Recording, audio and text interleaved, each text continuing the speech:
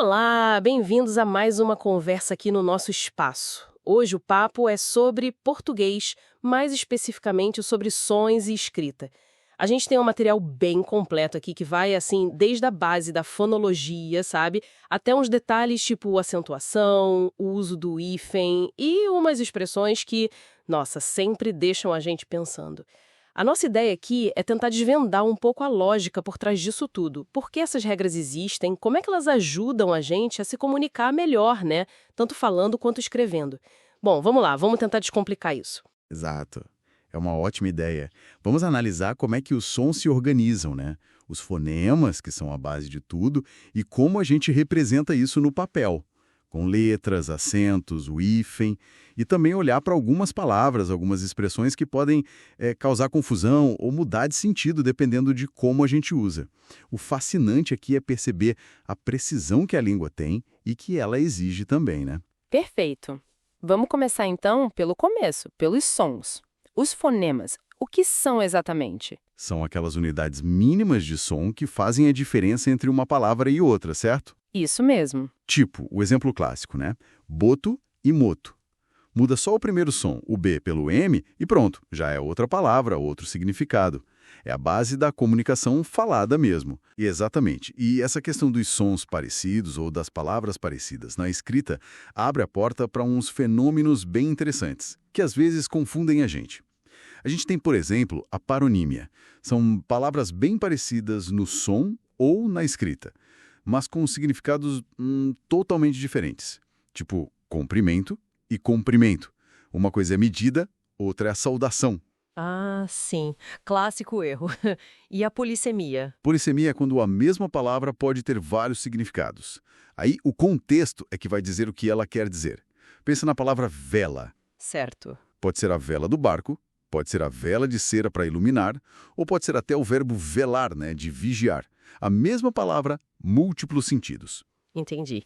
E tem a homonímia também, né? Que parece parecido com isso, mas não é igual. Isso. É parecido, mas diferente. Na homonímia, as palavras têm a mesma pronúncia e, às vezes, até a mesma escrita, mas os significados são distintos, e a origem delas também pode ser diferente. O exemplo clássico é sessão, sessão e sessão.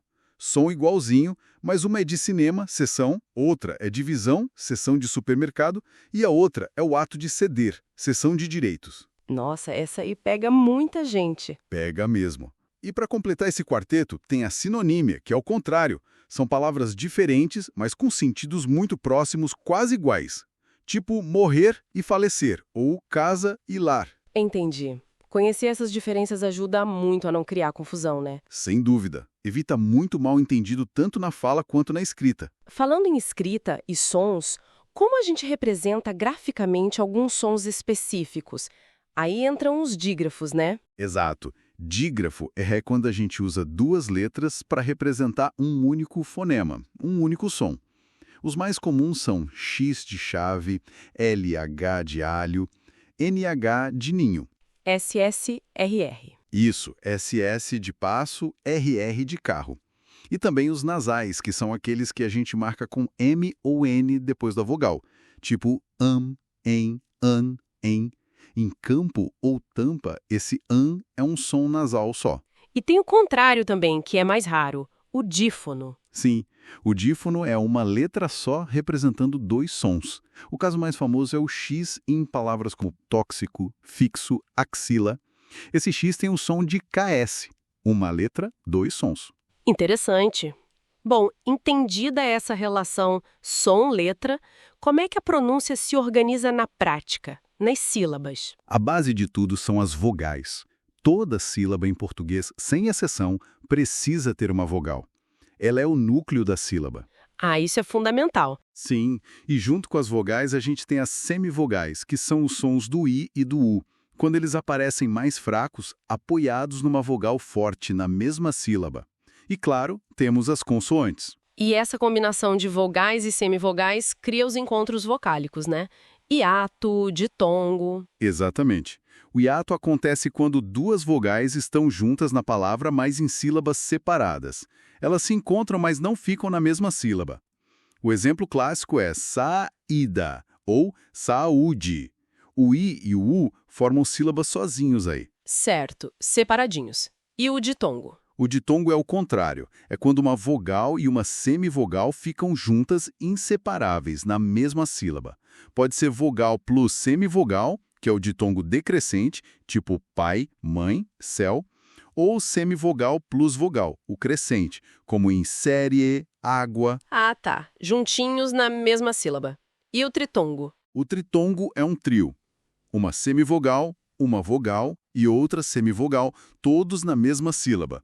Não é tão comum, mas existe. Pensa em Paraguai, saguão, enxaguei. Esse uai, uão, uei, no final são tritongos. Entendi. Saber isso ajuda não só na pronúncia, mas imagino que também para entender as regras de acentuação, né? Com certeza. A estrutura silábica e a identificação de hiatos e ditongos são cruciais para aplicar as regras de acentuação gráfica corretamente.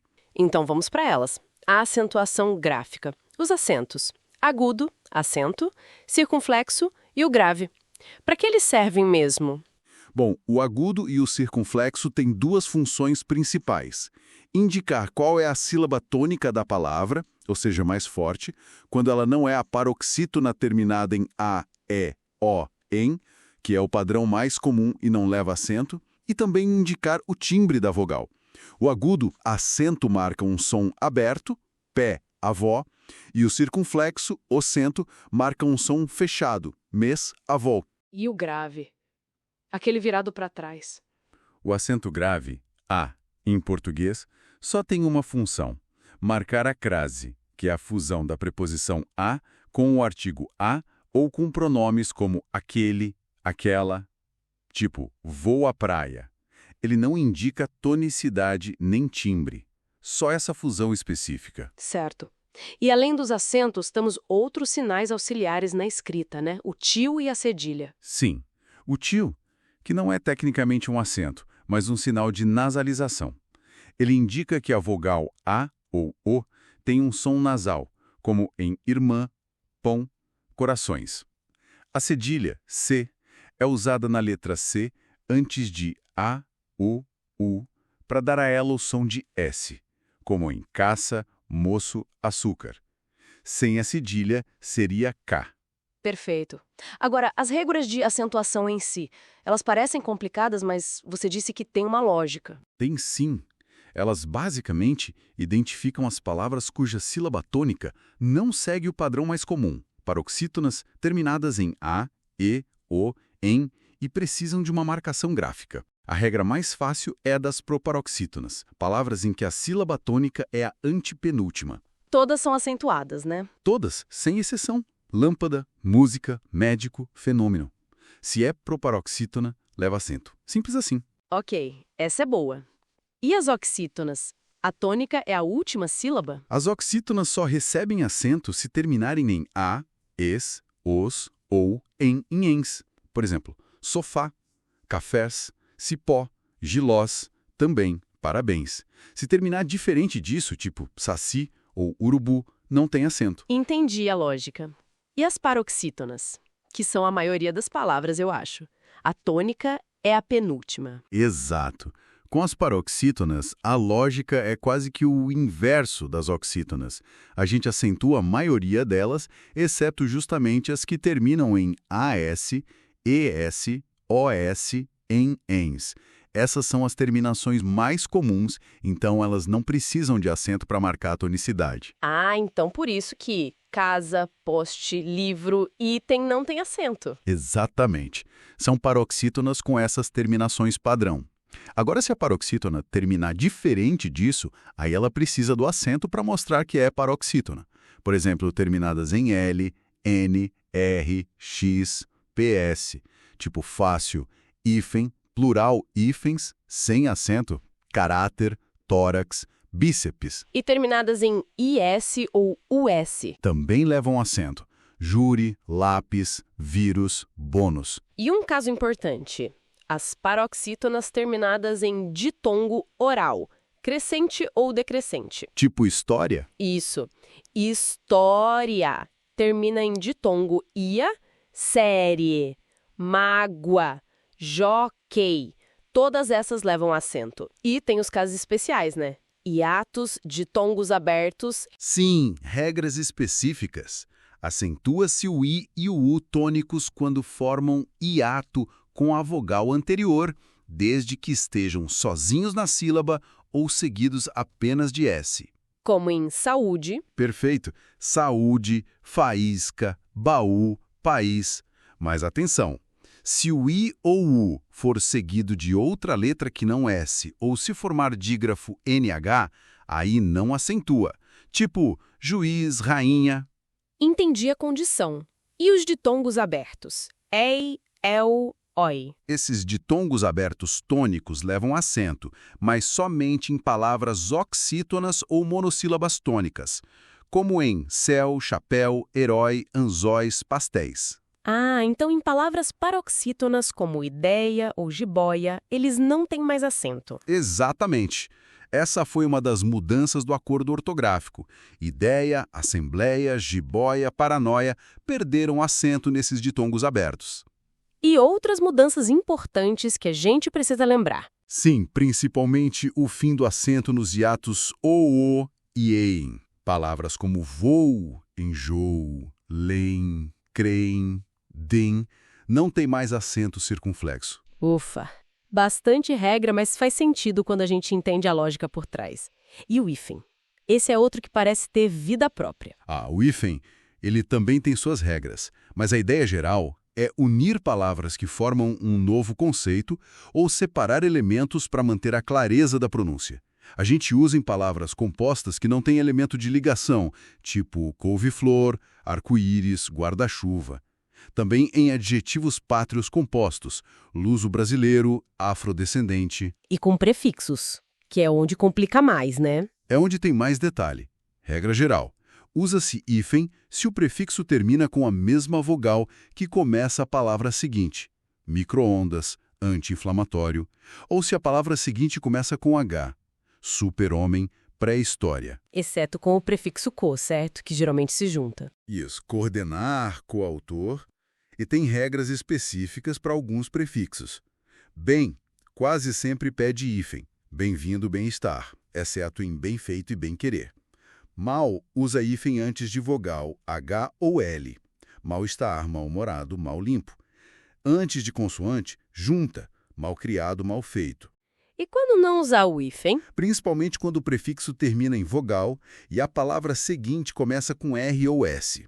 Nesse caso, a gente dobra o R ou S, tipo contra-regra, antissocial, ultrassom. Essa do RS é importante. E também não se usa hífen quando há uma palavra de ligação, preposição, geralmente, entre os termos, mesmo que formem um conceito único, como dia a dia, fim de semana, pé de moleque, água de coco. Aí é sem hífen. Entendido. Bom, para a gente ir fechando essa parte mais técnica, vamos falar daquelas expressões do dia a dia que sempre geram dúvida. Aquelas duplinhas traiçoeiras. Vamos lá. Quais você tem em mente? A clássica. A ou a. Quando usar um e quando usar o outro. Essa é a fundamental. A com H e acento é do verbo haver. A gente usa principalmente para indicar tempo passado, decorrido. Não vejo há anos. Ele chegou há pouco tempo. Ou no sentido de existir. Há muitos problemas aqui. Havia poucas pessoas. Certo, tempo passado ou existência igual a a. Isso.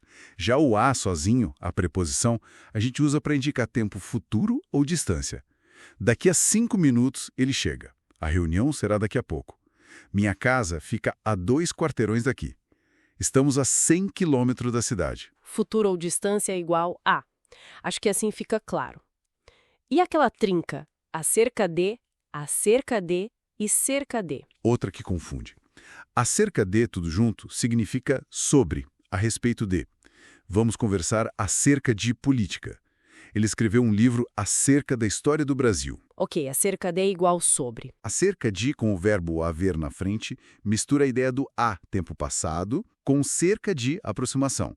Então significa faz aproximadamente tanto tempo. Ele saiu há cerca de 1 hora. Moramos aqui há cerca de 10 anos. Tempo passado aproximado é acerca de. E o cerca de sozinho é simplesmente aproximavelmente, perto de, geralmente usado com números ou quantidades. Havia cerca de 50 pessoas na sala. Ele tem cerca de 30 anos. Custou cerca de R$ 1.000. Aproximação numérica, cerca de. Fechou. E se não, separado versus se não junto. Essa também é boa. Se não separado é uma conjunção condicional, se mais o advérbio de negação não. Indica uma condição negativa. Se não chover, nós iremos à praia.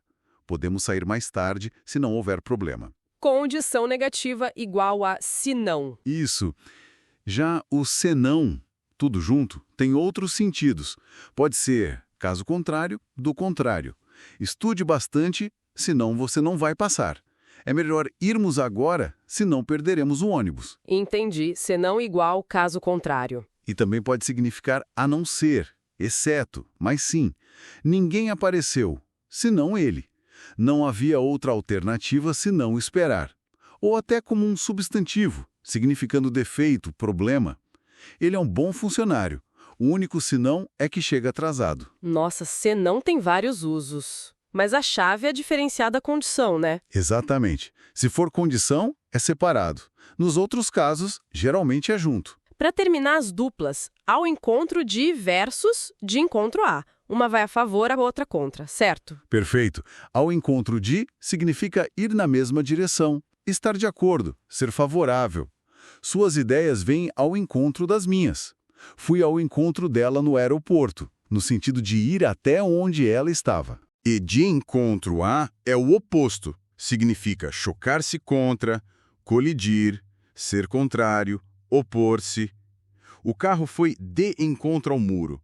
As medidas econômicas foram de encontro às expectativas da população. Minha opinião vai de encontro à sua. Colisão, oposição, igual a de encontro a. Ótimo. Nossa, que revisão completa. Passamos pelos sons, fonemas, encontros vocálicos, pela representação disso na escrita com os acentos, a cedilha, o tio, o hífen, e ainda fechamos com essas expressões que costumam dar trabalho. Entender esses detalhes, essa lógica por trás, realmente ajuda a gente a ter mais confiança, né, e mais precisão na hora de usar o português, seja falando ou escrevendo. Com certeza. São, assim, as regras do jogo, né? É a estrutura que permite que a comunicação aconteça de forma eficaz, clara. Sem ela, seria muito mais caótico. Mas, pensando nisso tudo, em como a língua é estruturada, fica uma questão no ar, né? Como será que toda essa revolução digital, essa comunicação super rápida e muitas vezes informal das mensagens instantâneas, das redes sociais, como será que isso está mexendo com essas regras? Será que está influenciando a fonologia, a ortografia, no uso do dia a dia? Talvez até mudando algumas coisas aos poucos? É algo interessante para a gente observar, para pensar sobre o futuro da língua.